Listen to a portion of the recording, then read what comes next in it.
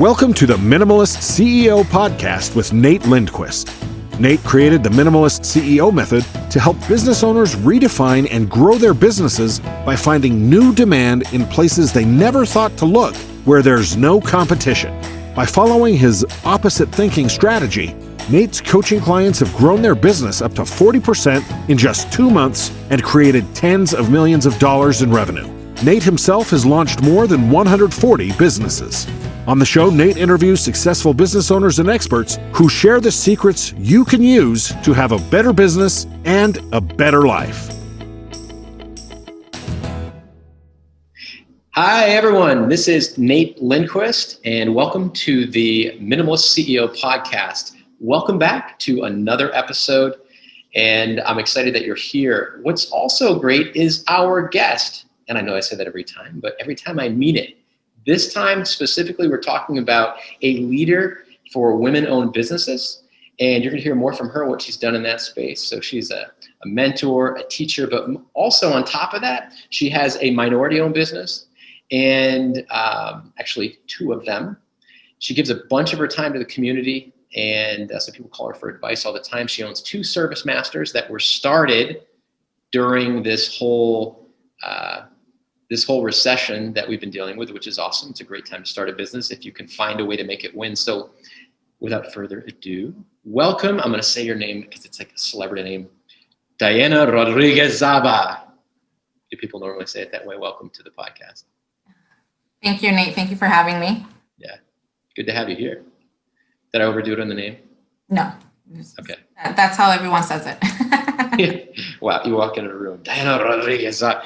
So Zaba, I didn't finish. I jumped myself. I jumped the gun on that. So I'm excited to have you here.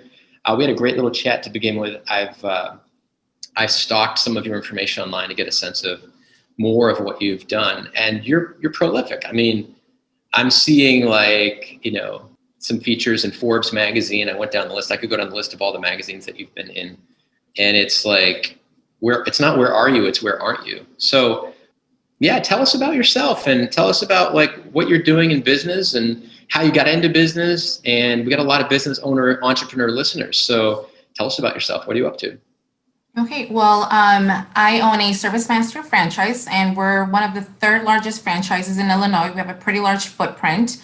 I actually started the company with my husband in 2008 when the very first recession hit. We really didn't have a choice. We were both going to be unemployed, and it's either we collect unemployment or we start a company, and that was perfect timing for us. Not when, banks are not loaning anyone any funds or anything. So it was really hard to start a company. So we did it anyway. And then I had a lot of franchising experience. So right away I said, we need to back it up with a brand name, especially during this. That's really the only way to take things to the next level. So we were able to purchase a license and we franchised.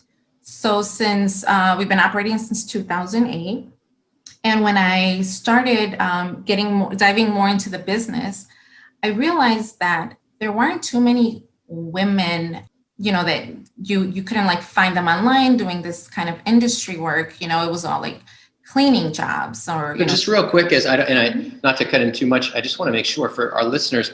So you're in the restoration space, right? Water restoration, damage restoration, storm, and even biohazard restoration. So do you want to just real quickly illustrate? We actually have some listeners who are in that space, but for those who aren't, could you just illustrate a little bit about what that business is, what it's like, what you're doing in that business, so people have a better idea? Sure. So our core service is disaster restoration. So anything with water damage in the residential and commercial space. And we've also, when it comes to water, we travel across the country, and we work with, we deal with hurricane disasters. So that's one of our core service, as well as fire restoration. So it's either fire damage or smoke damage. We do mold remediation as well, and biohazard cleanup. And our specialty cleaning service division does the carpet and upholstery cleaning, but we've also gotten into, because we are certified with a lot of services we do, we've been doing a lot of COVID cleanings as of March. Yeah. So that's what we do. And we have accounts in the downtown area and in the suburban area and the high rises. So we do a lot of preventative meetings with the property managers and just get them ready in case a disaster strikes. So, wow, you covered a lot of different points there, and it's interesting. One point that we can look at is that COVID definitely has created industries and opportunities. It's been, not to ignore the tragic loss of life, people who have gotten sick, interruptions of business, so many businesses closing, all the bad things that are happening. And in that, there, in any business, on the other side of any good business, there's also problems. And if I were to bring those two things together, so you've been able to be there and care and help with bringing businesses and business locations back to life during the COVID problem. Yes, and it's been a really great thing. And when it first started, it was, we had a lot of things to take into consideration. The safety of the employee, cost of PPE, which more than tripled. And, the PPE, I'm sorry? Oh, I'm sorry. Personal protective gear, masks, gloves, goggles, all of that, just tripled in price. And then just trying to keep up with the EPA and everything that they were saying. How do people find you? I mean, you got COVID going on. I don't know if for most people in a business, if they're having maybe an outbreak. I think you mentioned when we talked earlier, there's outbreaks and things like that. And how do they find you? How do these business owners, what makes them think, I have to call Diana's company ServiceMaster? What makes them go to you and have you in their mind at all? First of all, about COVID, but maybe even in general, what makes you get picked? Well, we have a really, really great website, and we do a lot of blogs too, which is how people find us. I love to write, and so we write about every subject. When I have a customer call me about something, I'm like, okay, this is a pattern, writing a blog about it. But one of the things that we do specialize are in outbreak cleanings. So we've been doing those already for several years now. So, if you're searching up pandemic cleaning, outbreak cleaning, or just general cleaning, you're going to find me. And then because we do have accounts with a lot of buildings downtown, we just started calling them like, hey, remember, we do offer these services if you need us. And they have been a great resource too. So we've been, we were just reaching out to people. We were reaching out to schools. So we did a lot of reaching out as well on our end and just kind of stayed in people's radar. Like, don't forget, this is what we do, which when we were doing a lot of the cleanings downtown, it came in very handy during the riots and the vandalism. I took my construction unit and we started doing board ups. And then my cleaning division started cleaning up, whatever glass and, graffiti. So we were able to. Who called you for that? Did the business owners reach out to you and say, hey, our place just got trashed? Or did you go down there, hand out flyers, knock on doors, talk to people and say, listen, we can help board this up? I mean, how did you get those people connected to doing repairs and even just boarding things up or cleaning up graffiti? Yeah, they actually called us. They found us online. Again, we are part of the Magnificent Mile Association, and so they have our information. And it's interesting because once you get there and you're helping one business, the other business owners come out and they're like, hey, can you do me next? Or let me get your business card. Wow. So that's how we got a lot of the work. So you're in a business that I would say, if you look at the general end user, and I think in most cases, you're not going to run advertising or marketing and say, hey, we worked with you before when your house burned down or when you had a big burnout fire. Make sure you use this again. So I know it's a tricky industry you're probably unlikely you're going to get repeat business from the end user. So how do you approach your marketing so you are able to get repeat exposure, repeat calls, and grow the business with your marketing? So it's actually, at first, that's what we were thinking, like, they're not going to want to see us again after, like, we've torn their place apart. But one of the things that, because we have a specialty cleaning division, what we do is we're like, okay, we're done. Their construction is completed. We've done everything from A to Z. So we'll tell them, like, just so that we also offer these additional services, and can we follow up with you? Area rug cleaning, carpet cleaning, especially if they have pets or children. So they'll tell you, yes, please follow up with me. And wait a minute. So you clean kids too? Kids? No. You don't clean? No. Oh, I was going to ask for your card. Okay. You said rugs, carpet, and kids. And I thought, if you do kid cleaning, now I understand. We do, area rugs, it's upholstery. So it's, they have that everywhere. And you can see how a person lives, and like, wow, they really take care of their area rugs, or they love their carpets, because of the kids. And they have many of them, and they're very messy, as well as, ductwork cleaning. So we keep them in a database where we follow up with them twice a year. So we're already in the back of their head. And so if anything happens, they think about us. So that's one of the marketing strategies that we use. And it is time consuming, but you have to put a system in place for that. So we do get repeated business, which has been a really good thing.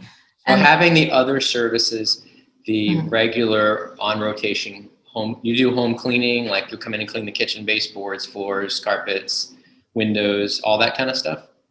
Yeah, we do more like of a deep cleaning as opposed to like what maids do. So we'll do like a real deep, like, trim, baseboards, light fixtures, inside and outside the appliances. We'll get down to the nitty gritty when they need that. So yeah, that's more like a deep cleaning that people like to do at least like once or twice a year. How do you pinpoint and actually get that message out to people in general? Like, how do you get your marketing message out? I know you said you're using some keyword search, so it sounds like your website, you're probably doing SEO, right? Some keyword SEO. Yes. And Are you investing in that pretty regularly to keep the keywords updated with whatever the trends are? Yes, my website is just as expensive as a salesperson. So we're constantly, researching how our customers are finding us. What are they researching to find us? And then we also have just a regular notebook that we keep at the front desk when someone calls. So we keep track of what kind of calls are we getting during this. What is it that people are interested in? And so based off of that research that we put together, we start putting a lot of content out there, blogging a lot, updating our website. So it's interesting because right now we have a lot of high rises, and our most common phone call is the unit above had a leak. And I blog out, and the amount of phone calls that we got from that blog was crazy. So, I'm pretty busy, just doing water damage in condos. Which is good because we get a foot in the door. Then we talk to the property manager and say, hey, your common area rugs need to get cleaned. So we're always looking for an opportunity to upsell. Because you do commercial and residential cleaning services as well. Correct. So anyone who has a condo, who has an apartment, has residential property as well, could just say, hey, can you come in and clean our place? And then the commercial, they like, hey, handle the front carpets, handle the main, go in and do a deep cleaning. Is that something you would do twice a month, once a week? It depends on the contract. That right now we have a couple churches that we go to. We do it once a week. We have a few high rises, and we clean them also once a week. And then we have a few like play centers where kids go, like in Skokie, the Exploratorium, and we'll clean that quarterly. So it all depends on usage. Right now it's a little bit different because of COVID and the restrictions and how often people are, going in and out of these facilities. But yeah, we do have contracts with a lot of these customers. So are you doing any digital advertising or any digital marketing outside of the SEO and the blog content creation? We do, because we're part of a lot of the chambers. We advertise in their newsletters and the community newspapers. That's been a great thing, the community newspapers. Everything. Actual print ads. Yeah. So I've noticed that for our type, like our consumers, they're older, they're homeowners, they're looking for like emergency services, or they're looking for carpet cleaning, as opposed to like the younger generation. So For us, also, we're doing Facebook works for us. But like Instagram and Twitter, we don't really get too many people that find us on those platforms. That's more for, I don't know, I guess more like dancing or beauty or, stuff like that. So you kind of have to figure out who your audience is and how they find you and what their interests are. But more in the suburbs, we've noticed that people like their printout. Interesting.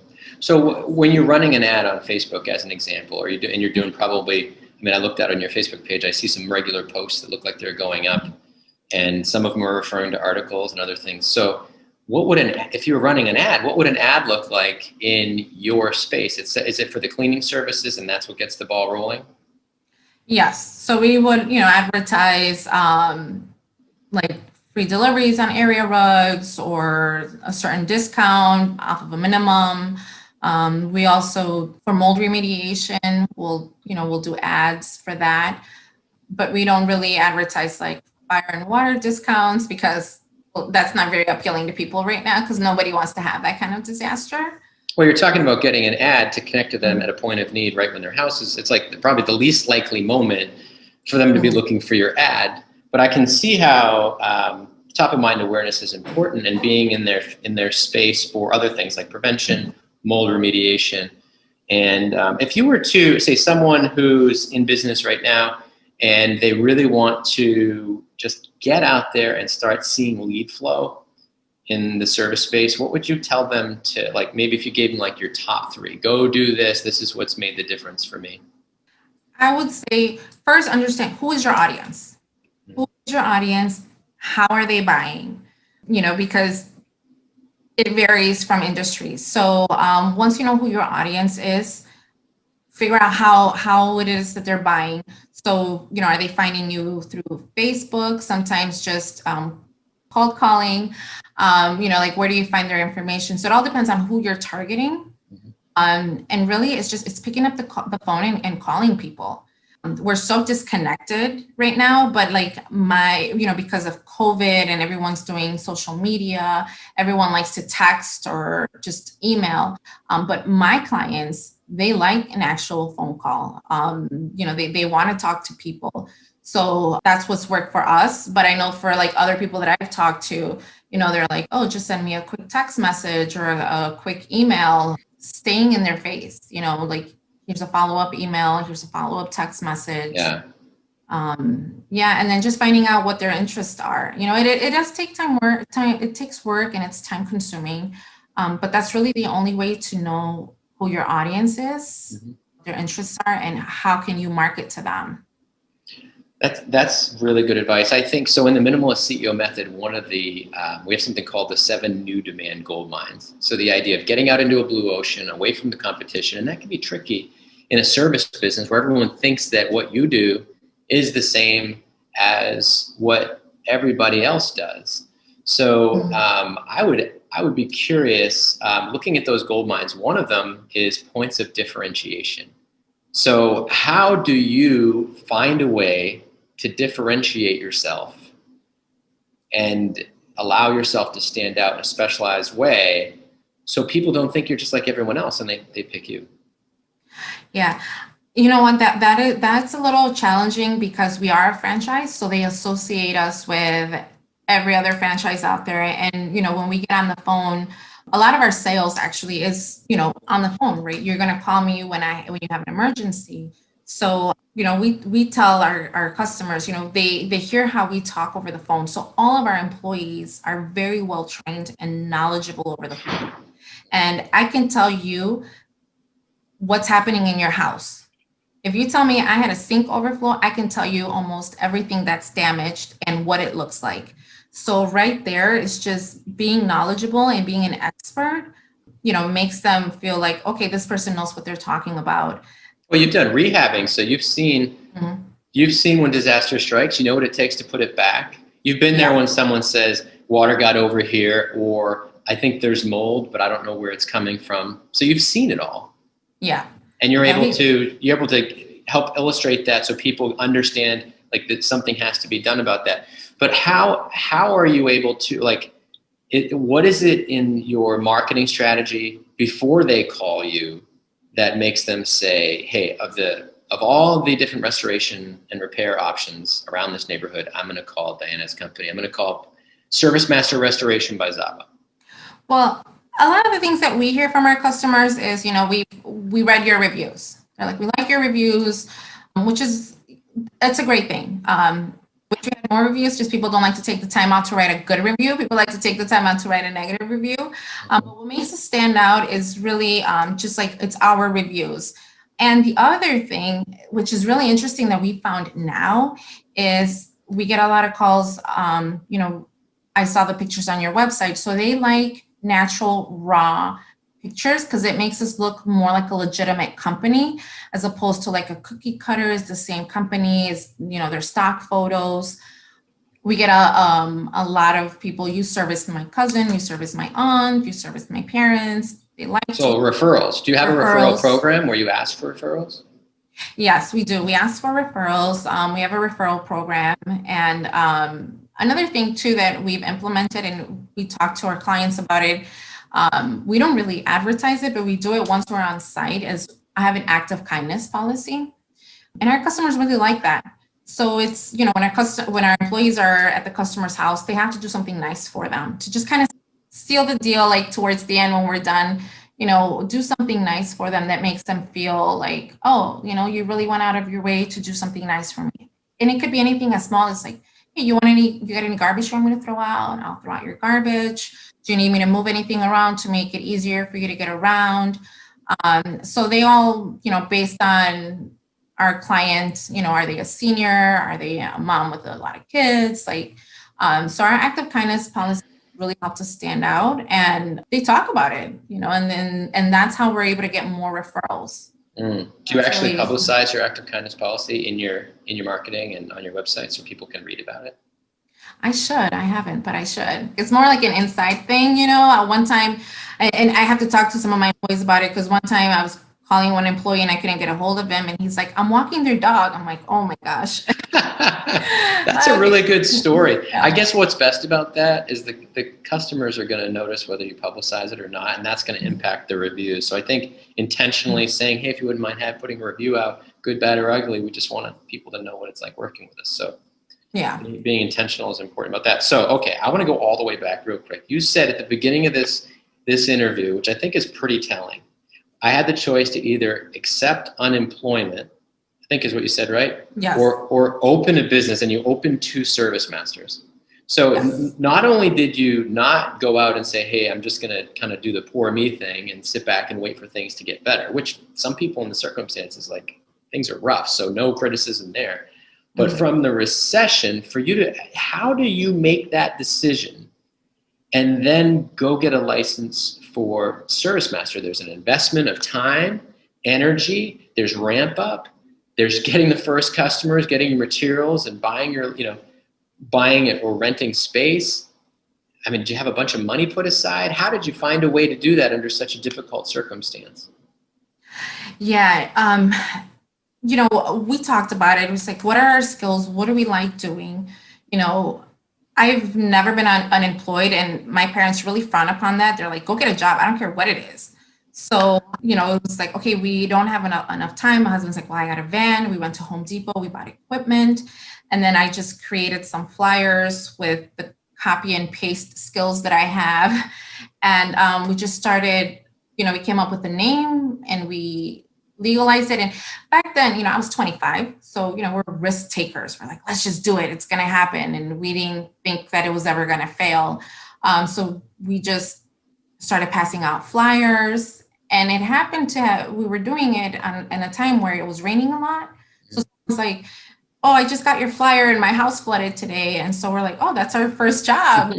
We went, and my husband he was a union carpenter. So he had a little bit of knowledge too with restoration. And I was buying property at a very young age and rehabbing. So we had some knowledge. And then while we were doing that, we were also getting certified to be able to do this the right way. And then, we started off with flyers and a little mini website. Back then, Google wasn't so big and Facebook was barely coming up. we did a lot of advertising on Yellow Pages. But we're like, okay, we've been doing this for 3 months and we're doing just enough to get by. We couldn't get loans anywhere. So we were just using all of the resources that we had. Borrow from friends, drain your bank accounts, everything goes into the business. Yeah. But were you a ServiceMaster yet at that point? Or were no, you just, we weren't. You're like Diana and hubby's We were Zaba Restoration. We were Zaba Restoration. Okay. And then Rodriguez, I gotta say it again. Rodriguez-Zaba. Rodriguez-Zaba, Okay. yeah. So we're like, okay, we need to get the name brand. I said, let's get the name brand behind us, and then we can get some resources. And so we reached out to a couple different franchises, and ServiceMaster got back to us, and they liked what they heard, and were able to find us someone who was selling a license. Okay. Then we took that name brand on and we just winged it. We, tightened our belts and didn't spend and just kind of figured it out, worked out of our basement for a while. And then we had a friend who had a building, and he's like, you can work off of my building, which was great, but it didn't have any heat and it was in the middle of December. And so, it's funny because we didn't have anywhere to meet, and the people from the corporate office were like, oh, we need to come and have a meeting. So we built a relationship with the Starbucks that was across the street, and they're like, oh, you could use this place whenever you want for meetings. Isn't it amazing how when you commit to a path in business and you see that what I'm doing is helping people, and and you believe in that, and then you put out an offer to the world, hey, I have a helping system. In your case, it's restoration. And they say, okay, please help me. And then you do it. How people and opportunities seem to come out of the woodwork to just have one more chance to help, one more chance to maybe slightly improve the office situation or the warehouse space that you need, and one more chance to go speak or get exposure, or one more chance people will start saying to you, maybe for me, I remember looking back as I was building up my companies over the years. I remember at the beginning, I got fired because I asked the place that I was working if I could do some marketing work for them because they needed some marketing work done. I said, I'd be happy to do it on the side. It had nothing to do with my core job. And I had a contract project, and they fired me. They said, if you're going to do that work, you'll be doing that work for us for free, included in your regular job. And I said, that's not what I was talking about. And then I'm not going to do extra work and time for free. So they fired me. And I remember the feeling getting in the car and because I took contract projects, I think as most people do, as you're trying to make it on your own, you kind of have to tie up loose ends. And I remember driving away really scared at that time, early in the game. And I started calling people who I thought I could help. Just, who am I going to call? And I was like, one of these. And someone who's become my friend since then gave me a project to market his screen printing company. And he agreed to a project phased over 3 payments. He handed me a check for $12,000 before the sun went down on the day that I was fired. And I went from being a graphic design firm doing some contract projects to full-on marketing agency. And it's like the rest was history. Looking back, it's like things just started to fall in place. So, and I think about, when you're in that place and you're out there working in your garage, in your basement, wherever you're working, freezing cold, and you're trying to make these ends meet. And you have so many disadvantages because you're getting into a new space, doing new kinds of work. Now, also, you're in the city, right? Or you're down in the city, and you're a woman. Yes. You're a woman in an industry that's seen as an industry for men. What did you do? How did you deal with the challenges? Maybe just say what they were first, of being a woman in business that's essentially seen as a man's space in a tough city in the cold trying to get started. What did you deal with? How'd you deal with it? I think that'd be huge to hear. Yeah, that was a little tough because fortunately my husband's very like, you take the lead, go ahead, be the face of the company. I'm going to be out in the field. He's like, and that's all I want to do. I just want to be out in the field. So when we first started, I would pick up the phone and call restoration companies and say, hey, this is who I am. We're new. I was calling to see maybe you can give me a little bit of guidance. And no one wanted to give me the time of day. Whenever I would make phone calls, was hoping that maybe, I can speak to a female business owner. Nothing. I researched, I'm like, are there any Latino owned ServiceMaster franchises in Chicago? Nothing. So then I was like, all right, forget this. I'm going to just build my own platform. So then after I learned a little bit more about the industry, I started just writing content, like just putting it out there, like, women in this male dominated field, how to break barriers. I started hiring more women, giving them the opportunity to learn about the industry. But, when I would make phone calls and the other individual at the end wouldn't give me the opportunity to speak, I would just keep calling. And I said, listen, I've got a lot of energy and I cannot annoy you until you finally give me the time of day. And so then they've given. They're like, all right, fine, come and meet with me. There are times where I would have to tell my husband, hey, get on the phone. They need to hear a man's voice because I'm not getting anywhere with some of these people. But yeah, you just don't give up, just putting in more knowledge, where, men and women work very well together and we have great knowledge. Women are such multitaskers. We can do 100 things at the same time. Men can't, right? So diffuse awareness, right? Isn't that? Yeah. We look at what's the, I can't think of her name right now. Great book. Queen's Code, whoever. Oh, Allison Armstrong talks about have you familiar with that? Allison Armstrong and the Queen's Code? Highly recommend it. Any relationship can benefit from it. There's some amazing insights there. There's also, she's got several books about relationships and healing scars and all those other things. But what she talks about is that men have, they want to resolve things. It's one focus. It's I'm doing this. Nothing else is happening. You could crash your car into the side of the house where the office is where he's working. And he's going to be like, I thought I heard something 7 hours ago. Was everything? And you could be in the, we just don't hear it. Mm-hmm. Women hear everything, that diffuse awareness. But that has to work. That can work to your advantage, I would imagine. It can also work as a disadvantage sometimes while you're trying to keep focused and make progress. So how as a woman did that work for you or against you? Well, we were able to get more things done. So I have a lot of women that work for me in different capacities in management and out in the field. And so I spoke with my, at first the texts were like, oh, she's a girl, she's weak, she can't help, whatever, the nagging. And, but then when I explained to them the purpose of why we're blending and working together, then they started realizing like, oh, you know what? They're a good backup. And I forget a lot of stuff that they remind me to do before we leave the job. So they save my butt. So it's worked in that sense. And then, the girls that I've been hiring that are just fortunately walking in the door, they're so good with technology. So they're the ones fixing, let me fix your laptop or let me fix your app. It's not like working.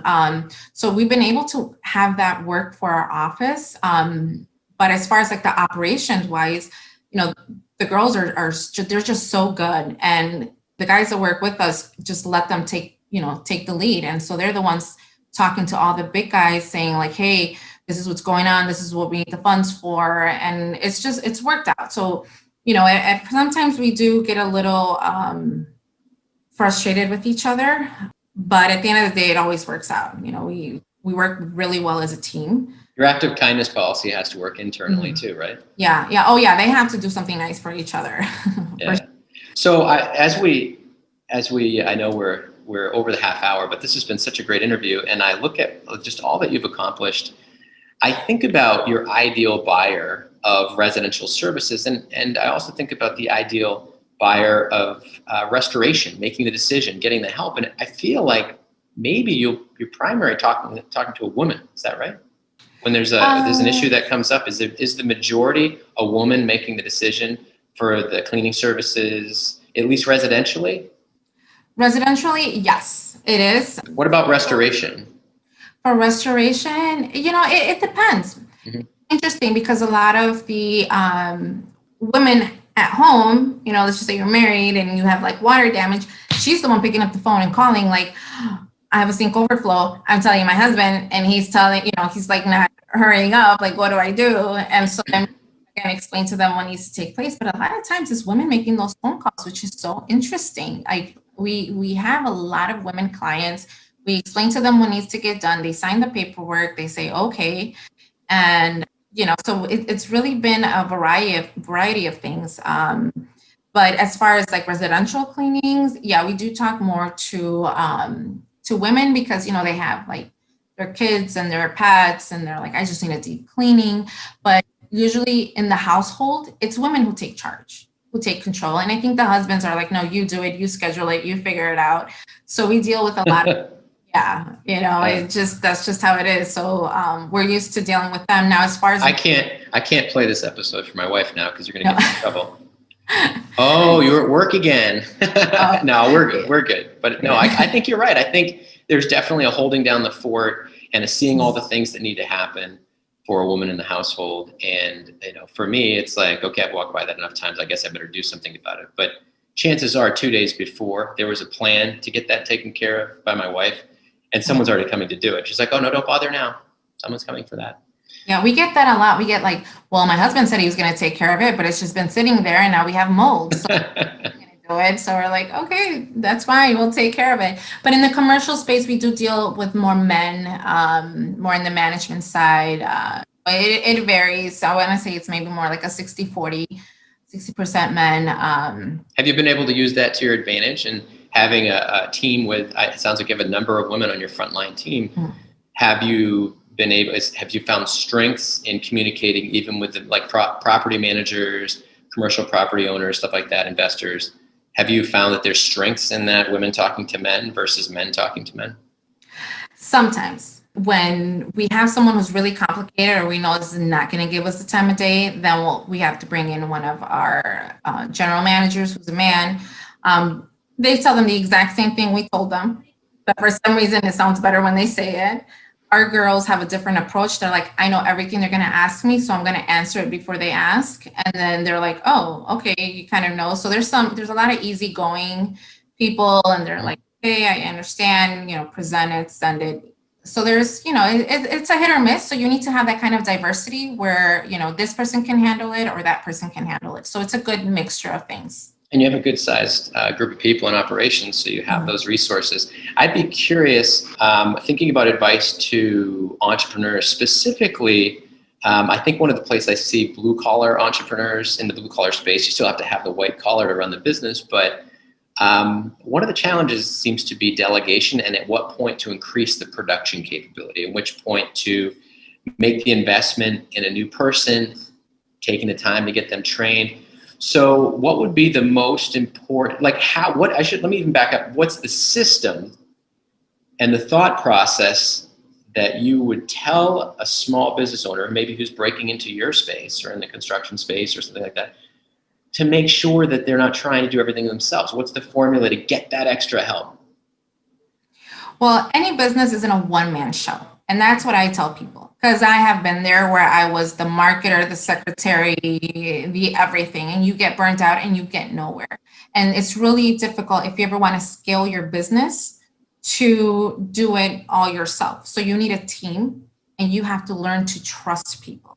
And that's really hard because I myself sometimes find, and I get caught in that scenario where I'm like, this person, I don't know if they're capable of it.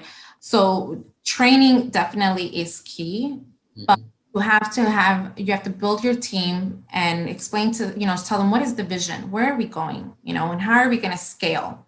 We can't scale the business without employees and without the employees that share our vision.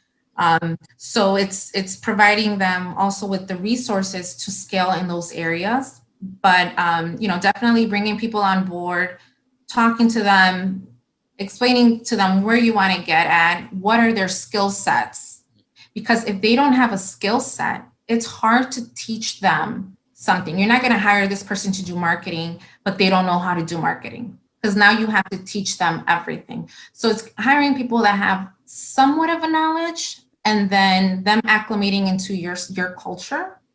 So you hire someone who's got the skills, but then you train them on your vision and culture, how to integrate with your team, as opposed to saying, I'm going to try to train them on the skill. And because I would imagine just the time suck of trying to, you're busy already. Any small business owner is too busy already to make the time to train. You don't want to be training someone on technical skill. Yeah. And like when I'm hiring for like management or, certain positions in the office, I do look for some skill already acquired. Like, have you done some of this in the past? Because it's easier for them to learn. Now, if I'm hiring for techs out in the field, then, it's not something that you need to already know how to do. We'll train you out in the field. It's a lot easier to do that kind of work. But when it comes to management or, our key staff, I always look for someone that already has some type of skill. Before I used to say, I'll train you. I don't care. I like their personality. You show up on time.